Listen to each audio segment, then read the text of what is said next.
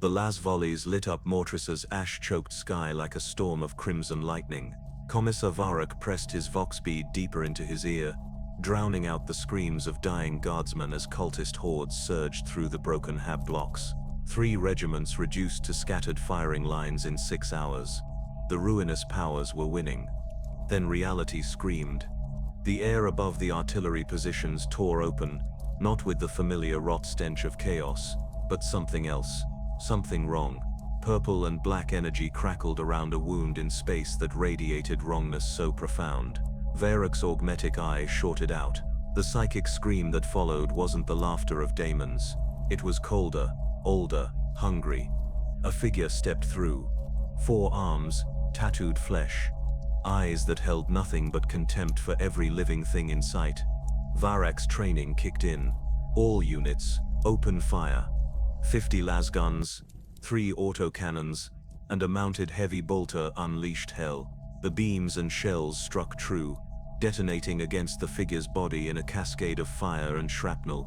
Smoke engulfed the impact zone. When it cleared, the thing stood untouched. It brushed dust from its shoulder with one hand while the other 3 hung relaxed. Then it smiled, and that smile promised civilizations would burn. Insects, Sukuna said, his voice carrying across the battlefield like a judge pronouncing execution. Is this the best your species offers? The autocannons roared again. Sukuna didn't even bother dodging. Behind him, reality tore wider. Through the rift, something else stirred. But Varrock's attention snapped forward as cultist war cries erupted from the ruins. Khorne's faithful, emboldened by the slaughter, charged the Imperial lines with chain axes raised. The Commissar's forces were caught between 2 apocalypses. Then Sukuna began walking toward them, and the real massacre started. The Chaos cultists hit the Imperial flank like a tidal wave of rusted metal and diseased flesh. Brother Kelvin's Flamer squad met them first, bathing 3 dozen in Promethium. The cultists burned but kept coming, their cornate devotion overriding pain receptors. Varrock executed 2 guardsmen who broke, their bodies crumpling before they'd taken 3 steps.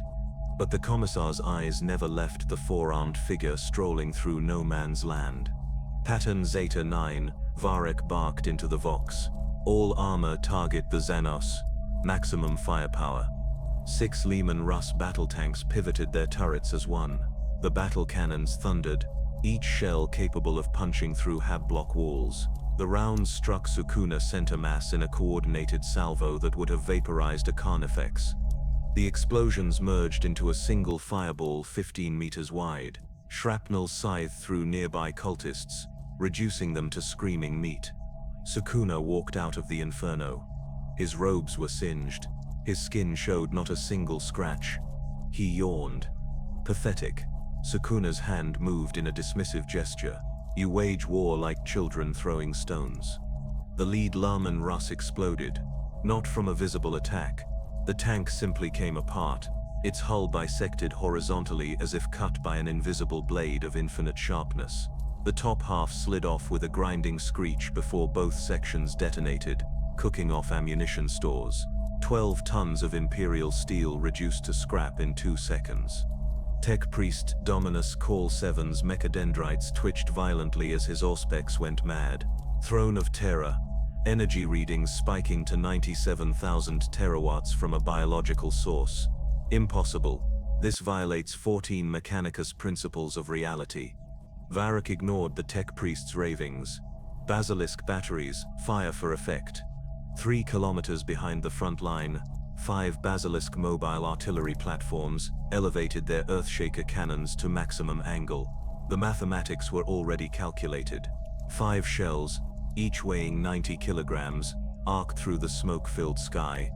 The barrage hit like the Emperor's wrath made manifest. The detonations created a crater 50 meters across, vaporizing cultists and guardsmen alike who'd been too close. The shockwave shattered windows in hive structures 3 blocks away. Dust and debris mushroomed upward in a pillar visible from orbit. Varrock allowed himself 1 second of hope. The dust cloud erupted outward as Sukuna emerged, not even dusty. He cracked his neck, multiple joints popping in sequence. Finally using real weapons, Sukuna observed, his tone mocking. "Still insufficient, but at least you're trying." The remaining Lehman Russ tanks opened fire again, joined by autocannon nests and every heavy weapon the Imperials could bring to bear. Las fire turned the air itself into a light show. The ground between Sukuna and the Imperial lines became a hell zone of overlapping kill fields that nothing could survive. Sukuna walked through it like a man strolling through light rain. A cultist, his body more mutation than flesh, charged Sukuna from behind with a chinax raised high. The weapon's teeth screamed as they descended toward what should have been an exposed back. Sukuna's lower left hand moved. Just moved. The cultist's torso separated from his legs mid-charge. Both pieces hit the ground separately, the chanax still revving in death-locked fingers. "Now then," Sukuna said, his grin widening as he surveyed the panicking guardsmen. "Let's see if you cattle bleed differently than the insects back home." He raised one hand, fingers splayed, cursed energy condensed around him, visible as distortions in space itself. Reality bent. Dismantle. Invisible slashes erupted in a controlled pattern. The remaining 5 Lehman Russ tanks came apart simultaneously. Not explosions, bisections. Perfectly clean cuts through ceramite armor, through blessed machine spirits, through the screaming crews inside. 12 tanks in total, reduced to geometric chunks of scrap in the span of a heartbeat. The command Chimera, reinforced with extra armor plating, split into 4 sections. Commissar Varrock threw himself clear as the top half toppled. He hit the ash dirt hard, his peaked cap rolling into a pool of promethium. 200 meters of Imperial battle lines simply ceased to exist. 300 guardsmen, their weapons, their equipment, their faith, all carved into pieces too small to identify. Call 7's Vox transmission devolved into binary screaming. Molecular separation on macro scale. No weapon signature, no projectile, no energy beam. This entity restructures matter through will alone. We face a god construct. The surviving guardsmen broke. 50 years of Imperial conditioning shattered in the face of wholesale physics violation. They fled toward the secondary defense lines, leaving their weapons behind. Varrock didn't execute them. He understood. You couldn't shame men for fleeing the incomprehensible. Movement to the east. The Cornate cult, 300 strong, surged toward Sukuna's position. Their champion led them. A beast of a man in Baroque power armor stolen from a dead space marine, his frame swollen with daemonic gifts. Brass icons of the blood god hung from chains welded into his flesh. The massive chain axe in his grip had tasted the blood of 100 Imperial servants. "Blood for the blood god," the champion's voice carried across the wasteland. "Skulls for the skull throne." Sukuna turned toward the charging horde. His expression shifted from boredom to something approaching interest. "Daemon worshippers," he mused, tilting his head. "This universe keeps getting stranger. Very well. Show me if your god's gifts make you less pathetic than these soldiers." The champion reached Sukuna first, his chain axe descending in a blow that had split Terminators. Warp energy crackled along the blade's teeth. Sukuna caught the weapon, bare-handed, with his lower right hand. The champion's eyes widened behind his Baroque helm. He triggered the chain axe's accelerator. The weapon screamed, teeth spinning at maximum RPM against Sukuna's palm. Not a scratch appeared on that pale skin. "My turn," Sukuna said. His upper right hand moved in a casual backhand. The champion's head separated from his shoulders, helm and all, spinning 30 meters before landing in a cluster of his own followers. The body stood for 2 seconds, blood fountaining from the stump, before collapsing. The cultist horde hesitated, just for a moment. Sukuna's grin became predatory. He stepped toward them, all 4 arms spreading wide. "Now then," he said, his voice carrying a promise of entertainment and agony in equal measure, "let's see if you bleed differently." The cultists swarmed Sukuna like rabid animals, 300 bodies driven beyond sanity by cornate blessings. Chain axes roared, crude auto-pistols barked, poisoned blades thrust forward. The king of curses stood at the center of the storm and laughed. His lower left hand caught a cultist by the throat mid-lunge, crushed the windpipe, then hurled the corpse into 5 others. They went down in a tangle of limbs and rust. His upper right hand moved in a horizontal slash, an invisible blade carved through flesh and bone. 7 cultists separated at the waist, their top halves sliding off in perfect synchronization. A mutant with 3 arms and a face split vertically down the middle swung a chain fist the size of a space marine pauldron. Sukuna stepped inside the attack, grabbed the mutant's spine through its back, and tore it out in one smooth motion. The vertebrae came free with a wet crunch, still trailing nerve clusters. The body crumpled like discarded cloth. 20 meters away, Tech Priest Call 7's remaining optical sensors recorded everything. His biological components were vomiting into his rebreather, but his machine half kept documenting. The Mechanicus would need this data, if anyone survived to retrieve it. Sukuna waded deeper into the horde. Each movement was economy itself. No wasted energy, no unnecessary flourish. Just perfect, surgical violence. A backhand that caved in a skull. A palm strike that exploded a ribcage outward. A casual kick that sent a cultist's head spinning off their shoulders like a child's ball. The corpses piled up. 10, 20, 50. Then the possessed ones emerged from the rear ranks. These weren't simple chaos worshippers anymore. Demonic essence rode their flesh like pilots in broken vehicles. Their eyes glowed with warp fire. Their muscles bulged with impossible strength. One stood nearly 3 meters tall, his skin turned to brass scales, clutching a 2-handed maul that crackled with immaterial energy. Finally, Sukuna said, genuine interest coloring his voice. Something with actual power. The first possessed charged. Its maul descended with force enough to crater rockcrete. Sukuna raised his upper left hand. The maul stopped dead, held by invisible pressure. The possessed strained, veins bulging, warp energy flooding its limbs. Sukuna flicked his wrist. The possessed and its weapon both separated into 17 geometric pieces. They hit the ground in a wet scatter pattern, already dissolving into ichor. 4 more possessed attacked simultaneously. Sukuna's hands blurred. Dismantle, cleave. Dismantle, cleave. The techniques flowed together like a death poem written in violence. Bodies came apart. The ash-covered ground became an abattoir of separated limbs and bisected torsos. The remaining cultists hesitated. Even cornate madness had limits when faced with wholesale dismemberment. That's when the hive spire behind them began to collapse. Sukuna's earlier demonstration had destabilized the ancient structure's foundation. 30 stories of corroded metal and ferrocrete groaned, shifted, then toppled. The sound was like a god clearing its throat before speaking judgment. 200 cultists disappeared beneath millions of tons of debris. The impact sent a shockwave across the battlefield that knocked Tech Priest Call 7's hovering servo skull out of the air. Dust billowed outward in a choking cloud that turned day into twilight. When visibility returned, Sukuna stood alone in a crater of rubble and bodies. Not a speck of dust marred his skin. Then reality tore open behind him. The warp rift expanded with a sound like reality's fabric screaming. Crimson light spilled forth, thick with the stench of burning brass and spilled blood.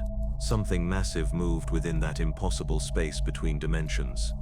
A clawed hand, each talon the length of a sentinel walker, gripped the rift's edge. The hand alone radiated power that made Call 7's instruments explode in cascading failures. Then the full form emerged. The Greater Daemon of Khorne stood 15 feet tall, its body a fusion of muscle and living brass. Flames danced across its skin without consuming it. The axe in its grip was forged from a metal that shouldn't exist, its edge cutting through reality itself just by existing. Skulls hung from chains welded into the daemon's flesh, each one still screaming silently through lipless mouths. When it spoke, the words were hate-given sound. I am Kavazoth, the endless slaughter, herald of the blood god's will. You dare profane this harvest with your presence. Outsider, your skull will adorn Khorne's throne for this insult. Sukuna's grin widened. For the first time since arriving in this universe, something approaching excitement entered his eyes. A daemon prince, he said, rolling his shoulders. Now we're talking. Come then, herald. Show me if your god's gifts are more than decoration. Kavazoth charged. Each footfall cracked the ground beneath, leaving molten brass footprints in the ash. The daemon's axe came down in an overhead cleave that split the air itself, trailing warp fire. Sukuna met the charge head-on. Their collision sent out a pressure wave that shattered every window in a 100-meter radius. Sukuna's cursed energy clashed against warp corruption, two fundamental forces that shouldn't coexist in the same reality, pushed against each other, and reality itself bent under the strain. The daemon's axe carved towards Sukuna's neck. He caught the blade between his upper palms, halting it centimeters from his throat. Brass and cursed energy screamed against each other. The daemon leaned in, adding its full weight and strength. Sukuna's lower arms struck upward, twin palm strikes into the daemon's torso. Kavazoth flew backward 15 meters, landing in a crouch that pulverized the rockcrete beneath its feet. They circled each other, predators recognizing worthy prey. Kavazoth swung its axe in a horizontal arc. Warp fire trailed behind, burning reality. Sukuna ducked under, his lower right fist connecting with the daemon's knee. The joint bent wrong. Kavazoth roared, the sound shattering 3 nearby support columns. The daemon's backswing caught Sukuna across the chest. The blessed axe actually cut him. A shallow wound barely deep enough to bleed, but it bled nonetheless. Sukuna touched the wound, looked at his own blood on his fingers, then smiled wider. "Good," he said. "You're not completely worthless." Kavazoth unleashed a torrent of warp fire from its maw. The flames were drawn from the Materium itself, hot enough to melt ceramite. They washed over Sukuna in a wave of supernatural heat. He stood in the inferno, arms spread wide, and began to speak. Domain expansion. Reality broke. A sphere of pure cursed energy erupted around Sukuna, 200 meters in diameter. Within its bounds, the laws of physics bent to a single will, the King of Curses' will. The domain manifested as a grotesque shrine built from invisible blades. Countless slashes filled every cubic centimeter of space, overlapping, intersecting, guaranteed to hit anything within range. Kavazoth had 1 second to comprehend what was happening. Then the daemon came apart. Not slowly, not piece by piece, all at once. Thousands upon thousands of cuts executed simultaneously. The Greater Daemon of Khorne, herald of the blood god's endless war, was reduced to a fine mist of brass particles, and evaporating ichor in 3 heartbeats. The domain collapsed. Sukuna stood alone in a perfectly circular crater, its edges smooth as glass from the sheer concentration of slicing force. Every cultist, every piece of debris, every fragment of matter that had been within the domain's range was gone, just gone, atomized beyond recognition. The silence that followed was total. From his observation point, Tech Priest Call 7's remaining biological eye wept involuntarily. His Vox transmission was a broken whisper. "Throne of Terror preserve us. He just killed a Greater Daemon in seconds, without the Emperor's blessing. Without sanctified weapons, what is this creature?" Sukuna surveyed the destruction, then turned his gaze upward. Through the ash clouds, ships moved in high orbit. Imperial vessels, their geometries massive even from this distance. "More coming," he said to himself, almost pleased. "Good. These cultists were disappointing. Let's see what else this universe can offer." From the ruins beyond the crater, movement stirred. The surviving cultists, those who'd been outside the domain's range, emerged from cover, but instead of fleeing, they approached. Slowly, reverently. They knelt.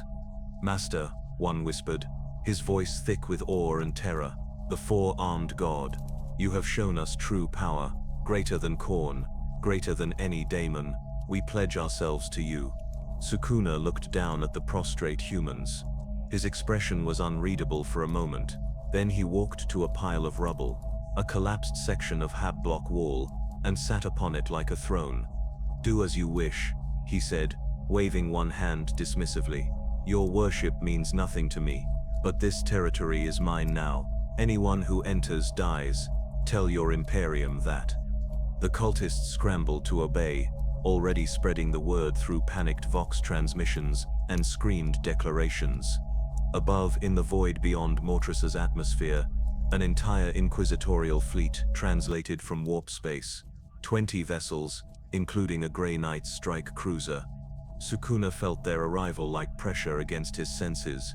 He leaned back on his rubble throne and smiled. "Come then," he whispered to the sky. "Show me your best."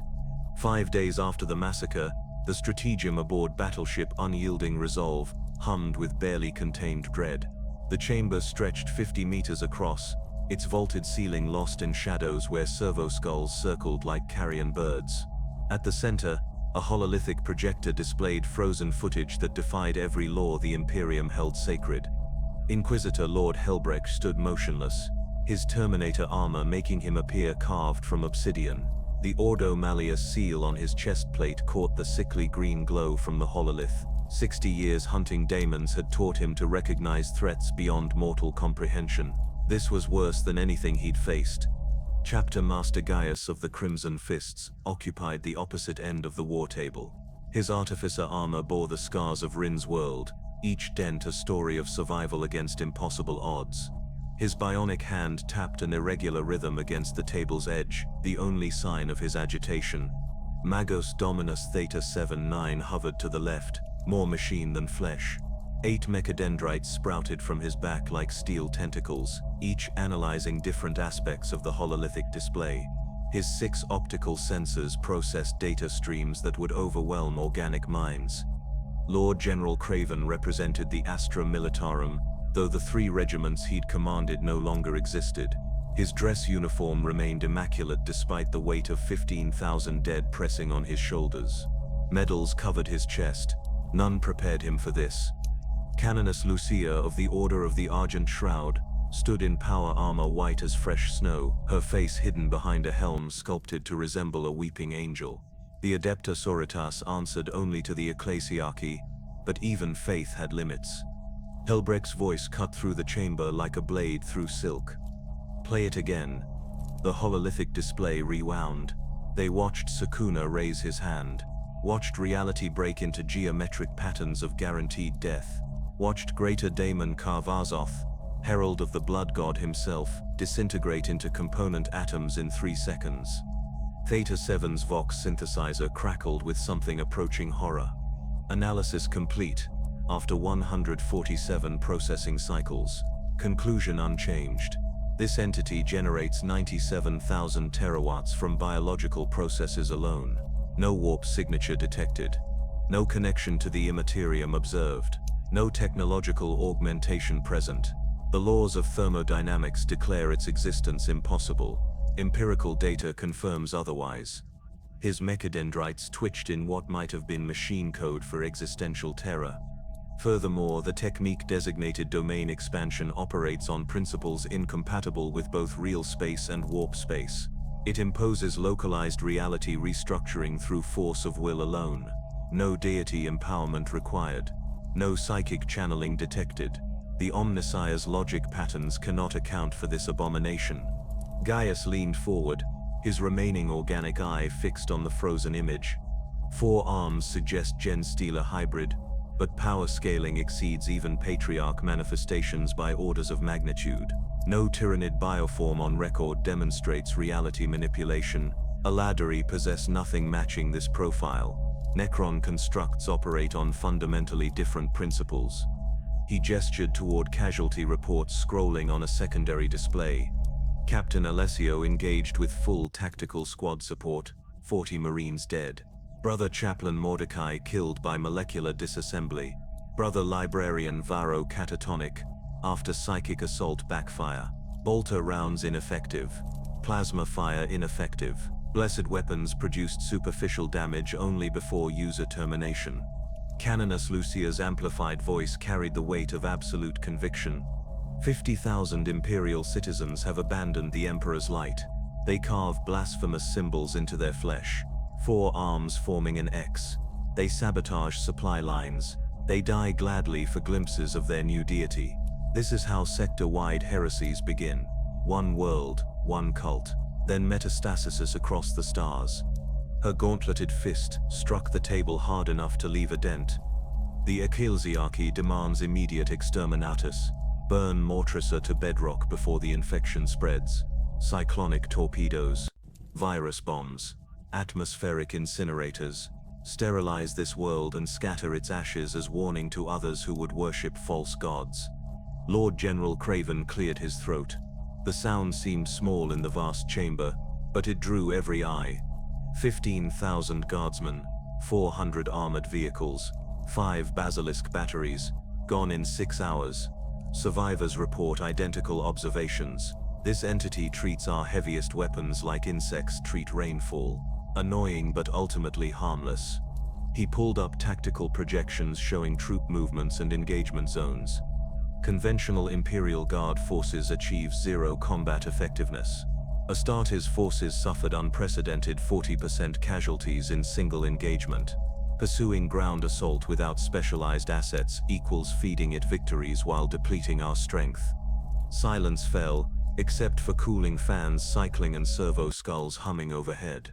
Helbrecht walked around the table, each footstep deliberate. Exterminatus is premature. We lack complete intelligence on threat parameters. If similar entities exist elsewhere, if this represents Vanguard invasion force, we must understand capabilities and identify weaknesses before committing to planetary annihilation. He stopped before Sukuna's frozen image. Furthermore, this creature claimed territory but hasn't expanded beyond initial hive city. It sits and waits. That suggests intelligence. Purpose. Potentially communication capability, though I doubt cooperation. Gaius's jaw tightened. You would negotiate with this thing? After it butchered my brothers? After it destroyed a Greater Daemon without the Emperor's blessing? I would gather actionable intelligence through controlled engagement. Helbrecht corrected. Deploy forces capable of matching demonstrated power levels. Extract combat data. Identify exploitable vulnerabilities. Then make informed strategic decisions rather than reacting from incomplete information. Theta 7's optical sensors swiveled. Probability calculations suggest standard Astartes forces insufficient. Recommend specialized asset deployment. Grey Knights possess anti-daemon expertise applicable to reality manipulation threats. Deathwatch kill teams provide Xenos hunting experience across all known species classifications. Lucia stepped forward, servo motors whining softly. Grey Knights are already inbound. I received confirmation from Titan 3 hours ago. Strike cruiser Sanctified Blade translated from warp space at system edge. Arrival in 6 hours. 20 paladins under Brother Captain Stern's personal command. The revelation shifted atmospheric pressure in the room. Grey Knights. The chamber militant of the Ordo Malleus. Warriors whose existence was classified beyond top secret. Psychically attuned. Armed with weapons blessed by the Emperor himself during the heresy. If anything in the Imperium could match Sukuna, they could. Helbrecht nodded slowly. 6 hours to evacuate remaining Imperial citizens from contested zones. Establish clear fire corridors. Position orbital assets for Lance battery support coordination. He turned to Gaius. Chapter Master, your remaining Crimson Fists will maintain containment perimeter. Prevent territorial expansion during Grey Knight's deployment. Avoid direct engagement, unless contact becomes unavoidable. Gaius's expression hardened, but discipline won. My brothers will hold the line. Helbrecht's gaze shifted to Theta 7. Magos, requisition Reaver-class Titan from local Forge world. Plasma blast gun capability on station within 12 hours maximum. If Grey Knights cannot neutralize this threat, we escalate to macro-scale firepower. Compliance, Theta 7 responded. Princeps Vol of Titan Eternal Fury has been contacted. Engine walk commences at dawn. Finally, Helbrecht addressed Lucia. Canonus Seraphim squads will provide aerial reconnaissance and rapid extraction capability. If Imperial citizens can still be recovered from cult influence, your sisters will recover them. Lucia inclined her head in acceptance. The Inquisitor Lord returned to the hololithic display, memorizing every detail of his opponent. Authorization codes transmitted. Cyclonic torpedoes armed in reserve magazines. If containment fails, if Grey Knights fall, if this entity demonstrates capability beyond current assessment parameters, I am empowered by the Inquisition to order immediate exterminatus. Mortressa, and everything on it burns. He met each person's gaze in turn. 72 hours, 3 days to analyze, engage and neutralize. After that, the planet dies regardless. Emperor, protect us all. The War Council dissolved. Only Helbrecht remained, studying the hololithic projection. On Mortressa's surface, in the ruins of Hive Primus, Sukuna opened his eyes. He tilted his head upward as if sensing something beyond normal perception. His smile widened. In the void above, 20 Grey Knights knelt in their strike cruiser's chapel, chanting litanies of banishment. Their nemesis force weapons pulsed with psychic resonance. 6 hours remained. The Grey Knights came at dawn. 20 warriors in silver Aegis armor descended through Mortressa's ash clouds like avenging angels. Their storm ravens screamed overhead, drop pods hammering into the blasted landscape around Sukuna's territory. These were not ordinary space marines. These were the Emperor's Daemon hunters, psychically attuned warriors whose very existence was classified beyond top-secret clearance. Brother Captain Stern led the deployment, his nemesis force sword crackling with psychic energy, blessed by the Emperor himself 10,000 years ago. Around him 19 paladins took formation, each one a veteran of countless Daemon purges. Their weapons hummed with power that made reality itself uncomfortable. Sukuna rose from his throne of rubble, genuine interest sparking in his eyes for the first time since the Crimson Fist's engagement. These warriors felt different. Their energy resonated with something beyond simple physical might. Stern stepped forward, his armor's psychic wards glowing faintly. When he spoke, his voice carried the weight of unshakable faith. Entity, I am Brother Captain Stern of the Grey Knights, Chamber Militant of the Ordo Malleus.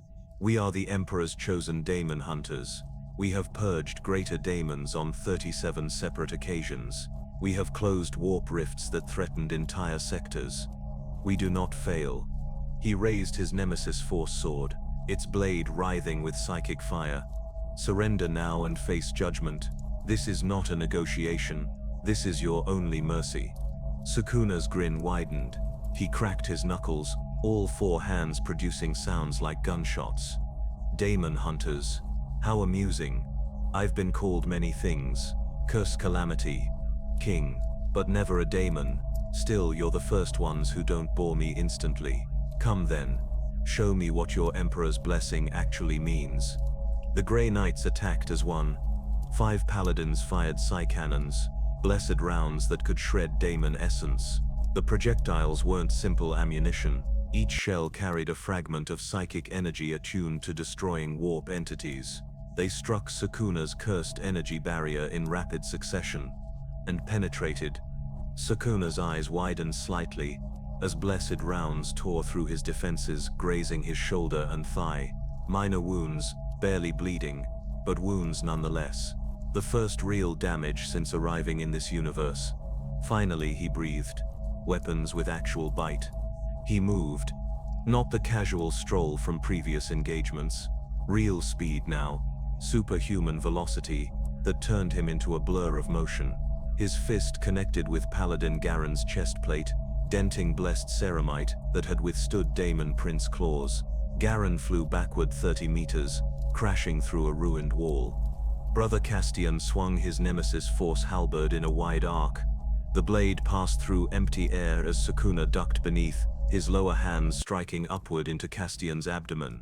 The Grey Knight's armor held, but the impact lifted him off his feet. Stern channeled psychic power through his sword, the blade extending into a lance of pure thought made manifest. He thrust forward with precision honed over centuries of Daemon hunting. The psychic lance pierced Sukuna's shoulder, burning cursed energy like acid on flesh. Sukuna grabbed the blade barehanded, his palm smoking where psychic fire met cursed technique.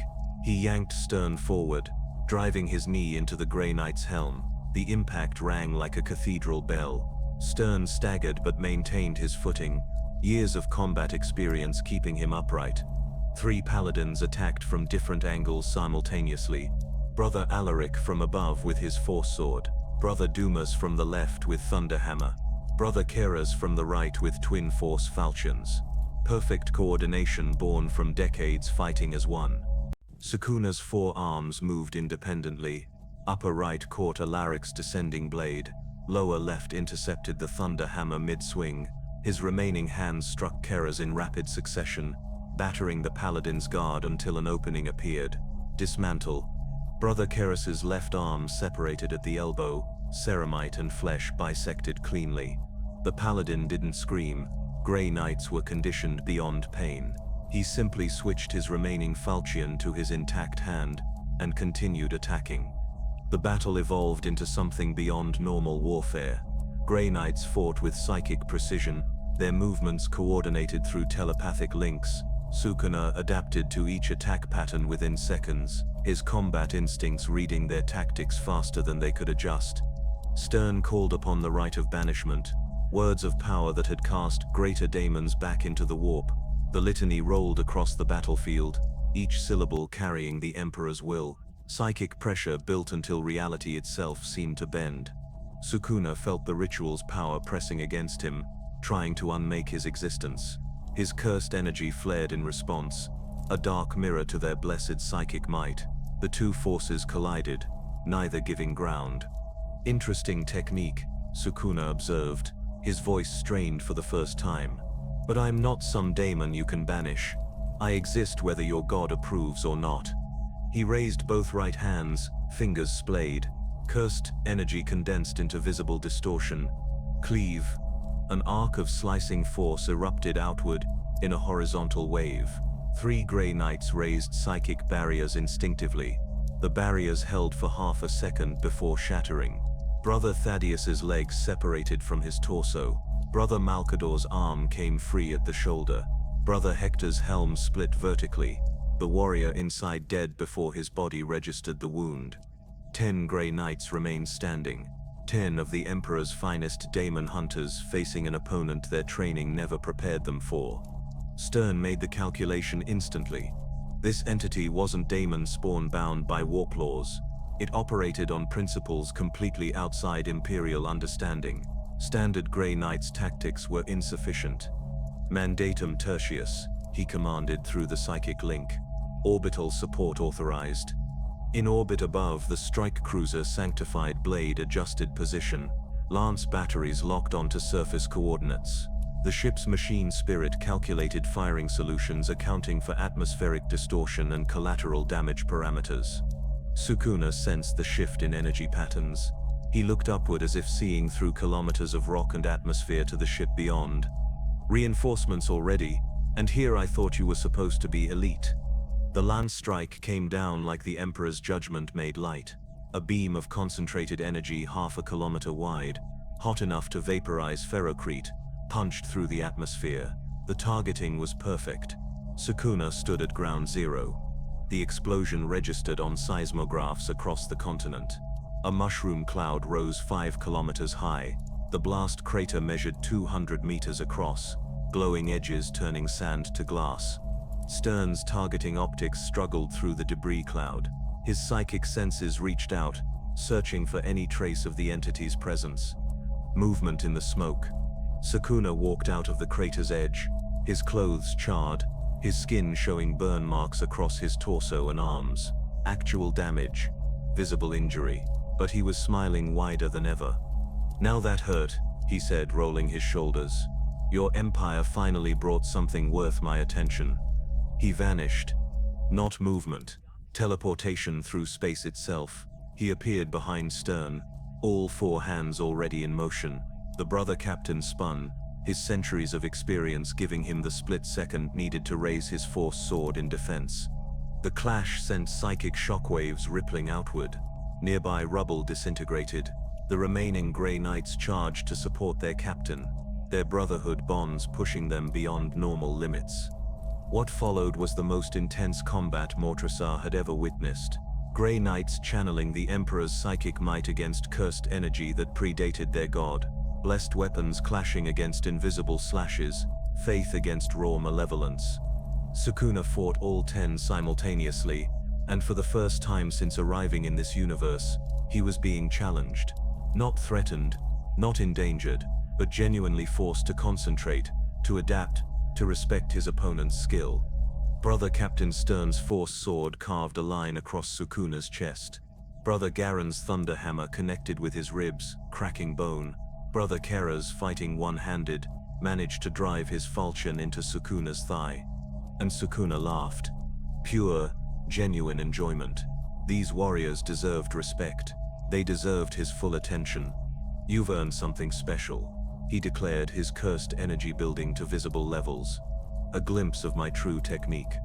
The Grey Knights recognized the power buildup. They'd seen Daemon's attempt reality-breaking abilities before. Stern raised his sword high, channeling every remaining psychic reserve into a final assault. Then Sukuna spoke two words that would be recorded in classified Imperial archives for millennia: domain expansion. 3 weeks passed like a slow death rattle across Mortressa's surface.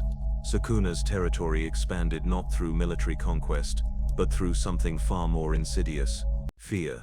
The kind that emptied cities without a single shot fired, entire hab blocks evacuated overnight. Even the Adepta Sororitas abandoned their precinct fortresses, rather than face what the citizens now called the Four-Armed God. The Imperium tried everything. On day 18, Canoness Lucia led the Adepta Sororitas assault. 20 exorcist tanks rolled across the ash wastes, their missile batteries blessed by cardinals who'd spent lifetimes in service to the God Emperor.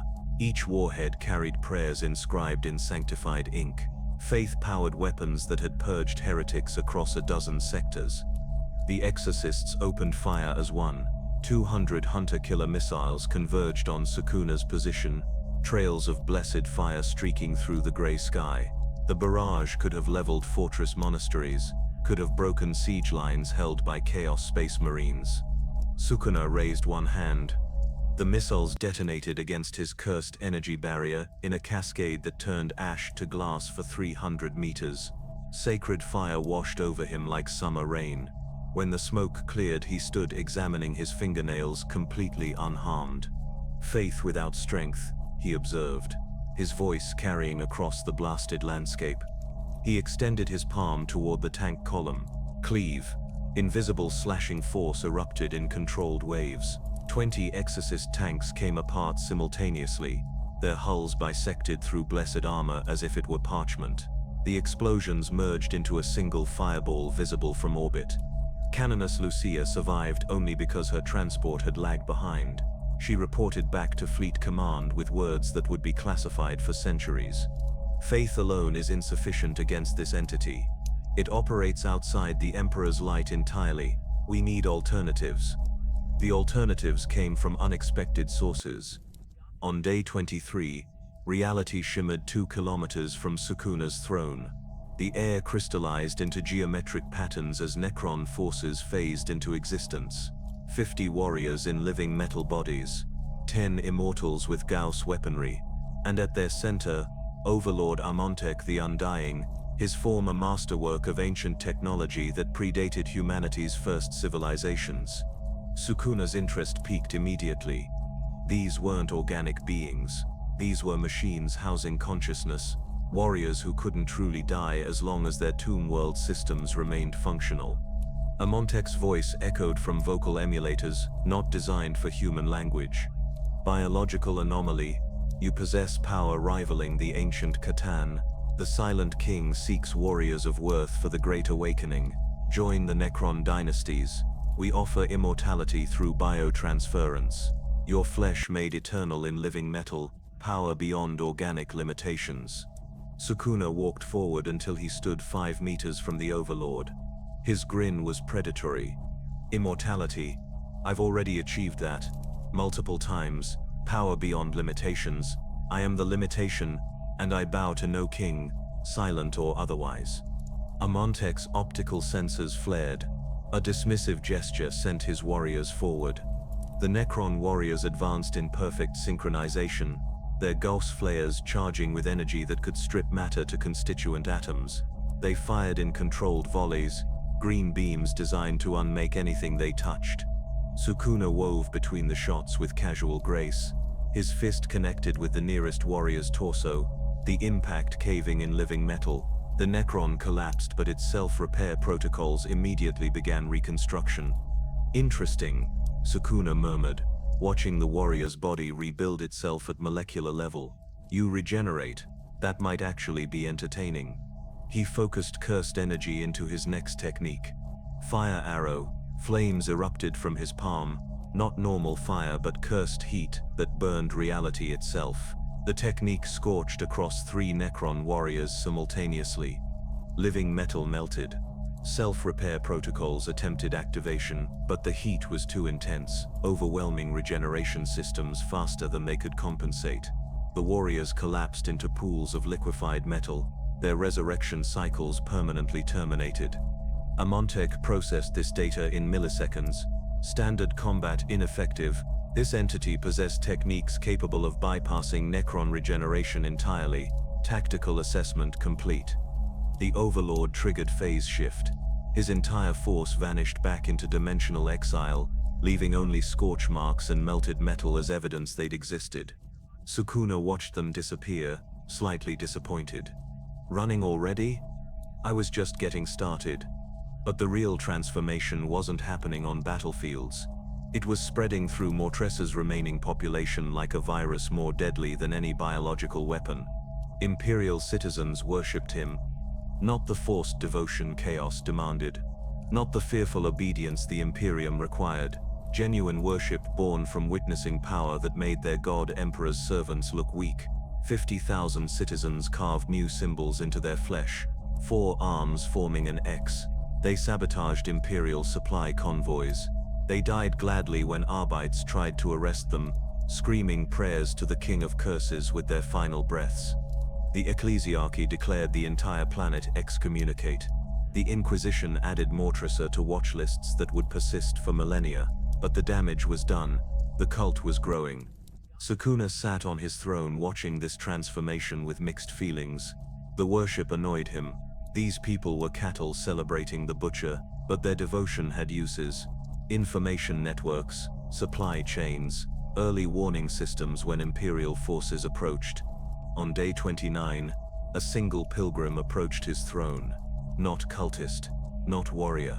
An old woman whose augmetic legs barely supported her weight. Her face was more wrinkles than skin, her eyes clouded with cataracts. She knelt in the ash before him. Great One, her voice cracked with age. I served the Emperor for 90 years, worked in munitions factories, raised 6 children to serve in the Guard, lost all of them to Xenos wars across the sector. The Imperium took everything, and gave nothing but suffering. She looked up, tears cutting tracks through the grime on her cheeks. You owe us nothing. You could kill us all without effort. But you sit here instead of expanding, instead of conquering. Why? Sukuna studied her for a long moment. Something about the question resonated with thoughts he'd been avoiding. I'm searching, he said finally, his voice quieter than usual. This universe operates on different rules than my own. Your warp, your daemons, your god emperor, who seems more corpse than deity. I want to understand it, find if anything here can challenge me properly. He gestured toward the ruins around them. Your Imperium sends armies, tanks, holy warriors, even machines from before your species crawled from caves. All of it breaks against me like waves on stone. So I wait, testing, seeing what else crawls out of the darkness. The old woman nodded slowly. And when you've tested everything, when nothing remains that can challenge you, Sukuna's grin returned. Then I find a way home, back to my universe where the real entertainment exists. This place is just a detour. The woman stood, her augmetics whining. She bowed once and walked away without another word. Sukuna watched her go, then turned his attention skyward. He could feel it building. The Imperium's patience wearing thin. Soon they'd stop sending warriors and start sending extinction. In orbit, Inquisitor Lord Helbrecht reviewed reports in his private chambers. 3 weeks of failures. Astartes ineffective, Sororitas ineffective. Even Grey Knights had withdrawn after their domain expansion encounter. 10 warriors dead, and the survivors reporting psychological trauma from witnessing reality-breaking techniques. His hand moved to a control panel. Authorization codes entered. Cyclonic torpedoes armed and ready in reserve magazines. 72 hours had become 72 days. The patience of the Inquisition had limits. On Mortressa's surface, Sukuna felt the shift. The air pressure changed. The warp currents altered. Something massive was moving into position. He stood from his throne, stretching all four arms. Finally, he whispered to the ash-filled sky, "Show me your absolute worst." The final battle was 12 hours away. The sky burned. Not metaphorically. Actual combustion as 3 Space Marine chapters descended simultaneously through Mortressa's atmosphere. Crimson fists seeking vengeance for their fallen brothers. Black Templars burning with righteous fury. Imperial fists bringing the weight of Rogel Dawn's legacy. 200 Astartes, the finest warriors humanity could forge, falling toward a single target. Behind them strode something that made the ground itself tremble in anticipation. Reaver Titan, eternal fury crossed the ash wastes, each footfall registering on seismographs 300 kilometers away, 30 meters of consecrated war machine that had crushed Xenos armies for 5,000 years. Princeps Vol's consciousness merged with the Titan's machine spirit through neural interfaces, feeling every servo and weapon system as extensions of his own flesh. Sukuna felt them coming hours before they arrived. He stood from his throne, dismissing the cultists with a wave. This was his fight. His entertainment. No insects would interfere. The drop pods hammered down in perfect attack formation. Assault ramps blew outward with explosive bolts. 200 Space Marines emerged into the ash, their armor bearing the colors of 3 legendary chapters. This wasn't exploration. This wasn't reconnaissance. This was extermination. Marshal Helbrecht of the Black Templars stepped forward, his black sword crackling with power field energy. The weapon had slain Daemon princes across 1,000 battlefields. Behind him, Emperor's champion Durthal raised the black banner, its presence bolstering every Astartes within sight. Abomination, Helbrecht's voice thundered across the wasteland. In the name of the God Emperor and the Primarch Rogel Dawn, I offer one chance. Kneel and face judgment or be destroyed where you stand. Sukuna tilted his head, studying the assembled forces with genuine interest. 3 armies, a walking cathedral of guns. All this for me, I'm almost flattered. Almost. He cracked his knuckles, the sound echoing like gunshots. Come then, show me if your numbers mean anything. 5,000 Imperial Guardsmen established perimeter positions, not to fight but to witness. This was Astartes' work. This was where legends were forged or shattered. The Space Marines attacked in coordinated waves. Tactical squads laid down suppressing fire from 3 directions. Devastator squads deployed heavy weapons at optimal firing positions. Assault Marines activated jump packs, launching into aerial attack patterns. Bolter fire filled the air like deadly rain. Mass reactive rounds converged on Sukuna from every angle, enough firepower to reduce a fortress to rubble.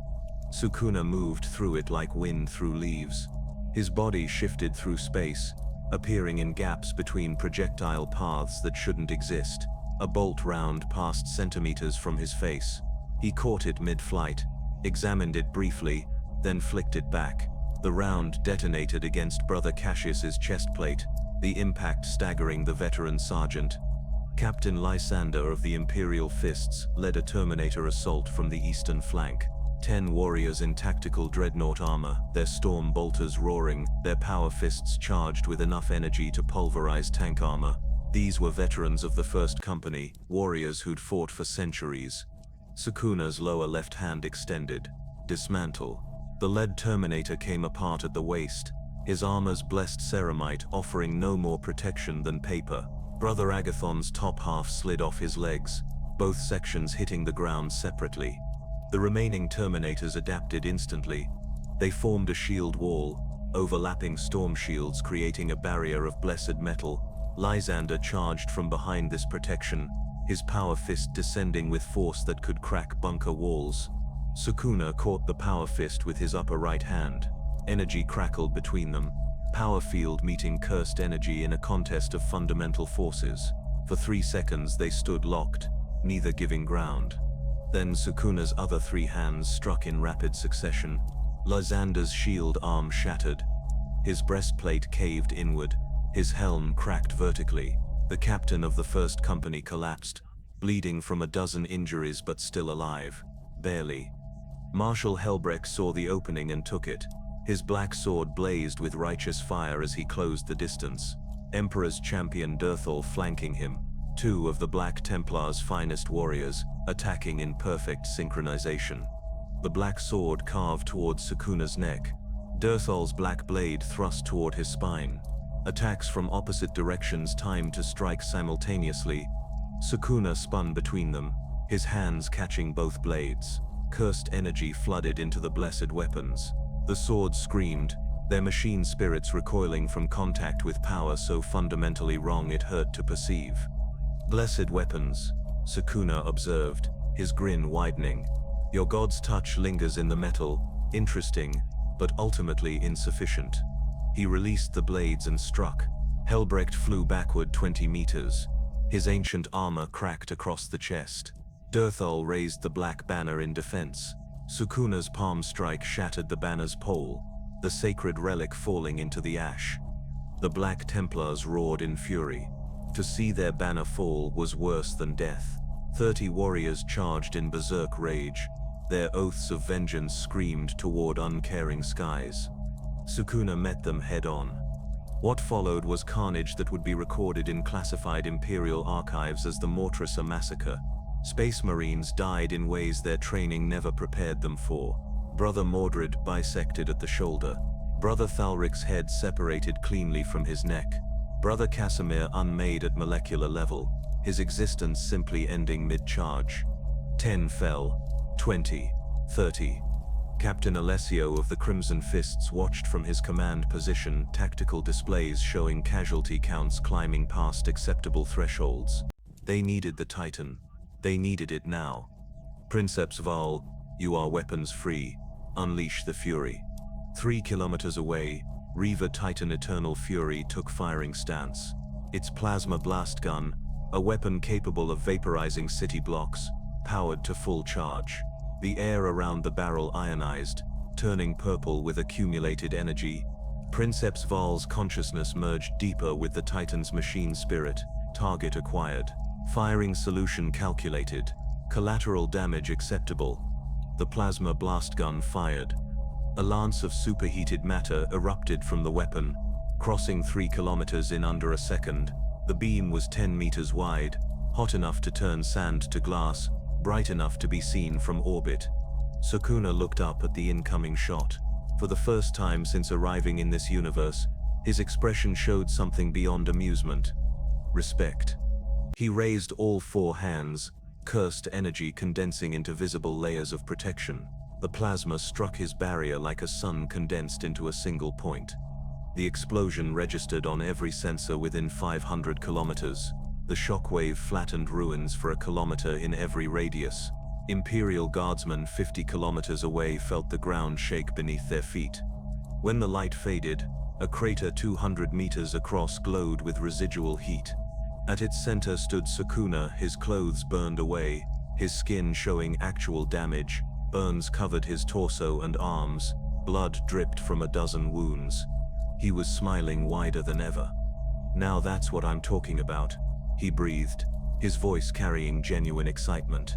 Finally, something that can actually hurt me. He looked up at the Titan, meeting Princeps Vol's awareness across 3 kilometers. Again. Do it again. Eternal Fury's plasma blast gun began charging for a second shot. But Sukuna didn't wait.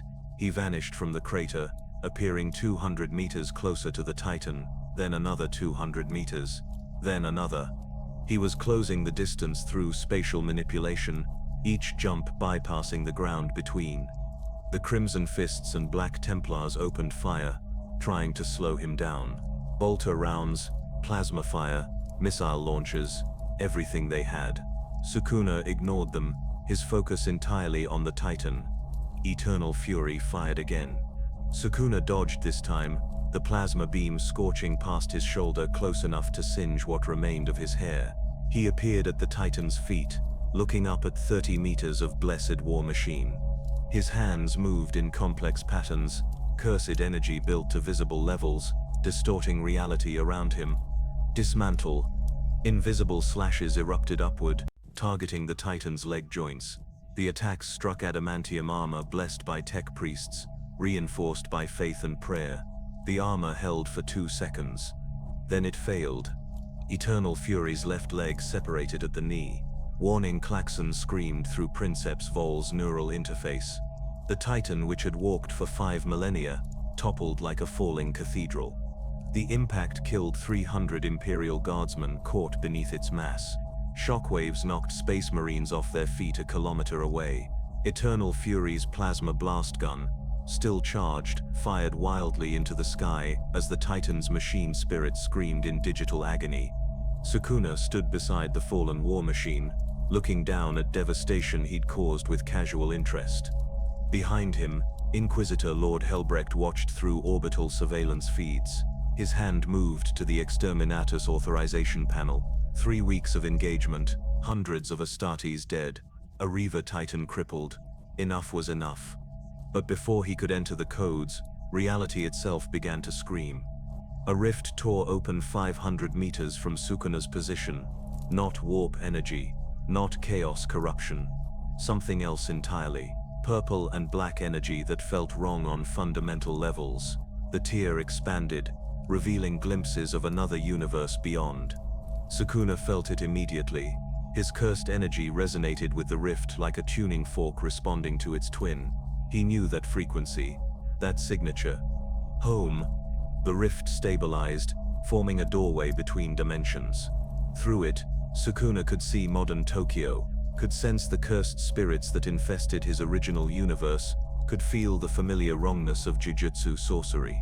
The Space Marines saw their chance. While Sukuna stood transfixed by the portal, Marshal Helbrecht rallied the survivors. Now, while it's distracted, for the Emperor, 50 Space Marines charged. Their last desperate assault, their final chance to destroy this abomination before it could escape. Sukuna turned away from the portal, facing them. His expression was unreadable. "You're brave," he said quietly. "Stupid, but brave. Your empire breeds good soldiers. Shame you waste them on pointless wars." He raised one hand toward the charging warriors, then lowered it. "I'm done here. This universe offered entertainment, but nothing truly challenging. Time to go home." He walked toward the portal, ignoring the Space Marines completely. Helbrecht's black sword slashed toward his back. Sukuna didn't even look. The blade stopped centimeters from his skin, held by invisible force. At the portal's edge, he paused, looked back at the assembled Imperial forces, at the fallen Titan, at the thousands of dead scattered across the battlefield. "Tell your corpse emperor something for me," Sukuna called out. A real god walked among his subjects, and found them all wanting. He stepped through the rift. The portal collapsed violently, dimensional energies imploding with force that vaporized everything within 50 meters. Then silence. Complete and absolute silence across the battlefield. Sukuna was gone.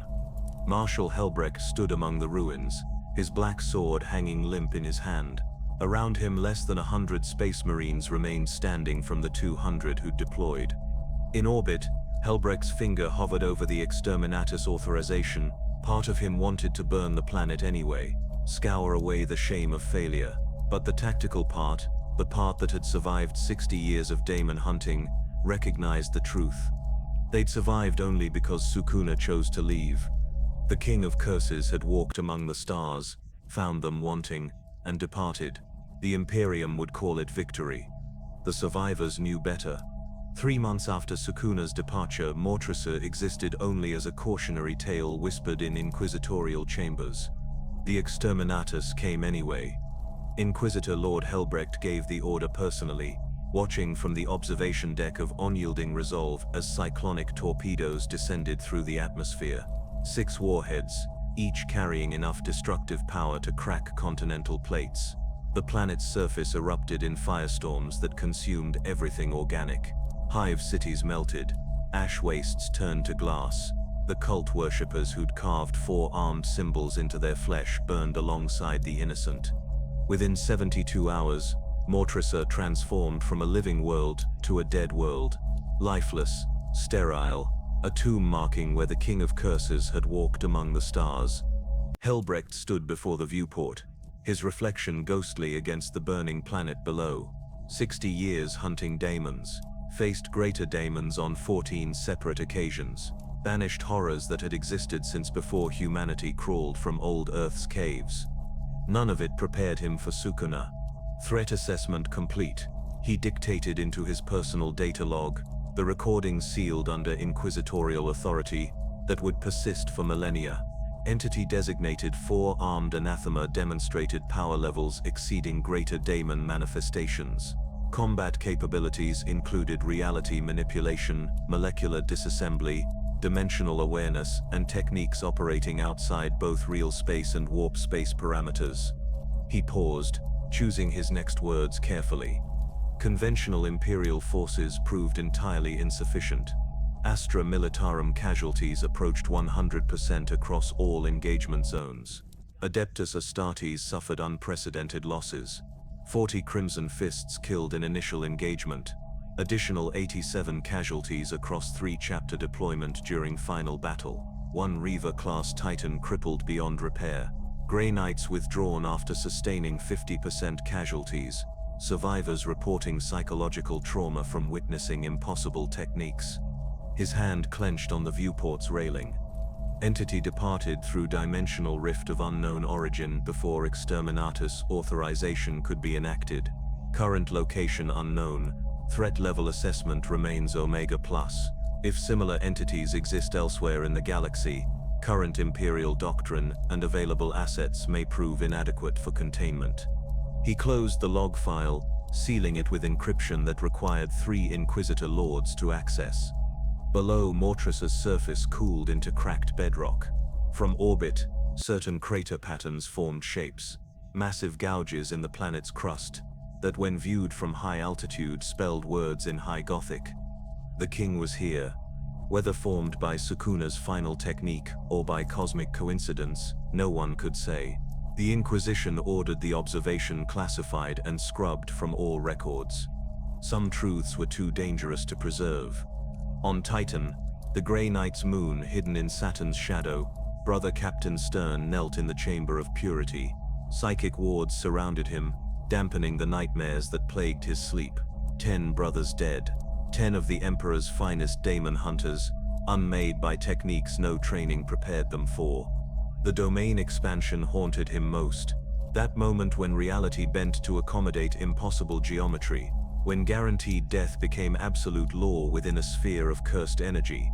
His psychic wards had held where others failed, but barely. He'd felt the slashes passing through dimensions his mind couldn't comprehend. Brother Captain, Librarian Hyperion's voice came from the chamber entrance. The chapter master requests your presence. Stern rose, his movements stiff. The physical wounds had healed. The mental ones remained. In the chapter master's sanctum, surrounded by relics dating back to the heresy, the discussion turned to doctrine revision. Your report suggests we encountered a non-chaos, non-warp entity capable of reality manipulation. Chapter Master Voldus said, his ancient face carved from granite and determination. Such entities theoretically should not exist. The warp is the only source of reality-breaking power. Theoretically, Stern agreed. But I witnessed otherwise. This entity drew power from itself, from cursed energy that operated on principles fundamentally incompatible with both the Materium and Immaterium. It exists outside the dichotomy we've built our understanding upon. Voldus was silent for a long moment. Then our training is incomplete, our doctrine insufficient. If more of these entities exist, if this was merely reconnaissance for invasion, the Grey Knights must adapt. He gestured to combat records displayed on hololithic projectors. You survived where others died. Your psychic wards held inside the domain expansion. Stern considered the question carefully. Faith alone was insufficient. The Sororitas proved that. Psychic power alone failed. Our librarians confirmed it. What worked was synthesis. Faith channeled through psychic technique, creating barriers that operated on multiple dimensional frequencies simultaneously. The entity's attacks targeted single reality layers. My wards existed across several. Then that becomes new doctrine, Voldus declared. Multi-layered psychic defense protocols. We share this knowledge across all Grey Knight's forces. If the four-armed anathema returns, we'll be prepared. But both warriors knew the truth beneath their words. Prepared was generous. Less unprepared was more accurate. Across the Imperium, the legend spread despite inquisitorial efforts at suppression. Stories had momentum, especially stories this terrifying. In fortress monasteries, chapter masters studied classified reports and revised tactical doctrines. In Forge worlds, tech priests analyzed sensor readings that violated every principle of the Omnissiah's teachings. In cathedral ships, ecclesiarchy cardinals debated whether the four-armed god represented test of faith or proof their theology was incomplete. On battleship bridges, fleet admirals quietly added new threat designations to enemy databases: threat level Omega+, dimensional incursion entity, survival probability near zero. The Adeptus Mechanicus attempted rational analysis.